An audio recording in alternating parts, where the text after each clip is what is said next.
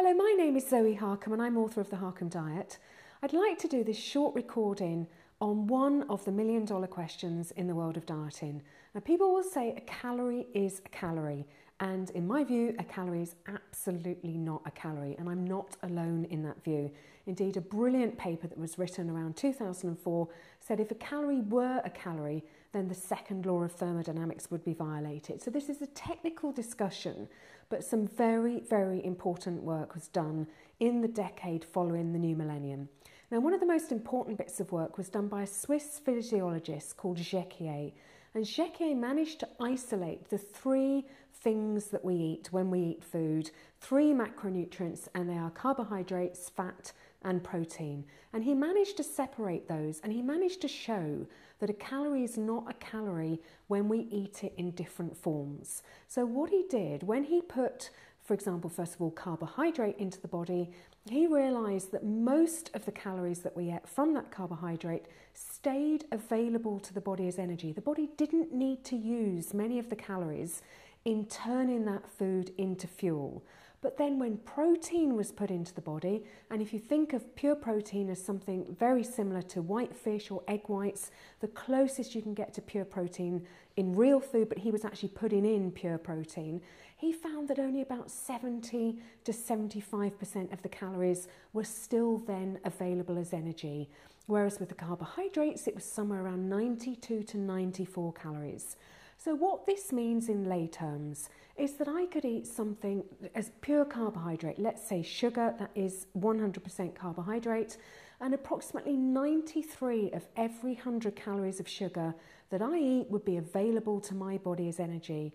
And yet if I managed to eat 100 calories of pure protein, perhaps only 72 or so would be available to my body. Now that's a heck of a metabolic advantage, and it starts to explain why low carb diets are so powerful. Now in this slide, which is to be the main feature of the rest of the presentation, I want to go through two different scenarios where two different women are eating the calories per day that is recommended for women around 2,000 a day, but they eat it in a very different form. So on the left-hand side of the slide, we have the woman that I call Ms. Mother Nature, the one who's going to eat real food as we would advise with the Harcombe diet. And on the right-hand side, it's called the Eat Well plate by the UK government. I call it the Eat Badly plate because it's absolutely full of sugary cereal, white bread, white bagels, even Coca-Cola and biscuits are on this plate. It absolutely beggars belief.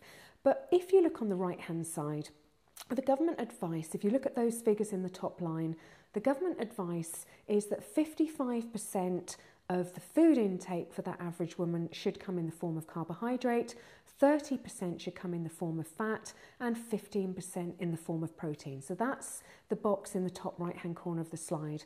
Now, conversely, our Mother Nature, our eat real food person, let's say that we kept the fat intake the same at 30%, but we swapped out a massive part of the carbohydrate for protein.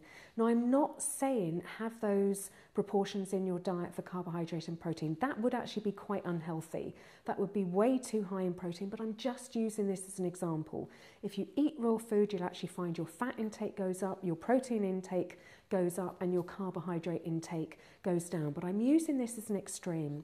Now, I've used those numbers by Jecquier for protein, fat and carbohydrate, the calories that end up being available to the body in the form of energy. And you can see that our Mother Nature person on the left-hand side ends up having 1,641 calories available, having eaten 2,000. Now on the right-hand side, the Eat Badly plate woman has 1,826 available, again having eaten 2,000 calories. So immediately you've got almost a 10%, almost a 200 calorie advantage for the person cutting back dramatically on carbohydrates on the left-hand side. Now this is the bit for me when it gets so interesting, because calories have different jobs to do within the body.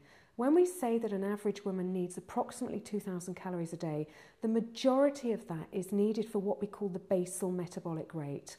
Now, the basal metabolic rate is the calorie intake that we need if we're ill in bed, we're lying in bed all day, we don't get up, we don't move, we don't work, we don't talk very much, we literally get up to go to the loo and to go back to bed. It's what the body needs just to keep the body going, the heart pumping, and to do the basics of cell repair, building bone density, fighting infection, all the other fantastic things that the body does. Now, the body needs those basal metabolic calories in the form of fat, protein, vitamins and minerals, and that's all it needs for those. Carbohydrates are of no use to the body whatsoever for the basal metabolic need. Carbohydrates provide energy. So if you look in the middle column now, let's estimate that our average woman needs approximately 1,500 calories for the basal metabolic rate, which is pretty accurate. Now we can use the Harris-Benedict equation to see if this woman is moderately active, doing exercise about 1 to 3 times a week, she'll need approximately 500 calories on top of that. So that takes us to the 2,000 calories. Now those 500 calories can come in the form of carbohydrate because that's energy over and above the basal metabolic needs, but fat could equally satisfy that calorie need.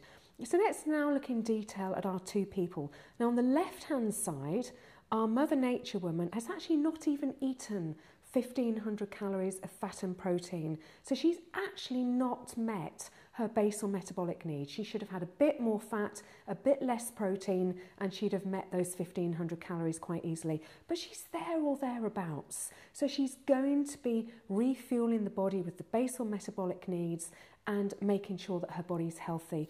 Contrast that with the Eat Badly plate woman on the right-hand side. She's barely got half of what she needs to keep her body healthy, barely 800 of the 1,500 calories that she needs.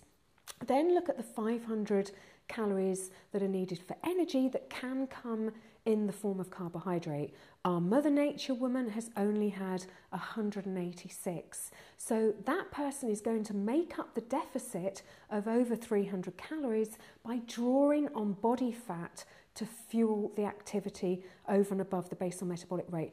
That's what you want to happen if you're trying to lose weight. Here's how someone can eat the calorie intake that an average woman needs and yet lose, in effect, 400 calories just through metabolic advantage from eating protein and fat rather than carbohydrate, and then have an even greater advantage because of what the body needs different carbs, fats and proteins for.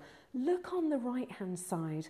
Our Eat Badly plate woman has got more than twice the carbohydrate intake that she needs for that 500 calories of energy. So those extra 523 calories are going to be stored as fat. Now the bottom line, when you look at a 2,000 calorie diet, when you look at the advantage that different macronutrients give you, when you look at what those calories are for, calories with a job to do, fat and protein, calories that can only help with energy, carbohydrate. Look at the two different scenarios. The woman eating the real food, fat and protein emphasised on the left-hand side is going to end up slim and healthy. The woman on the right-hand side is going to end up fat and sick. If you really think a calorie is a calorie, please keep looking at this slide until you convince yourself that they could not be more different.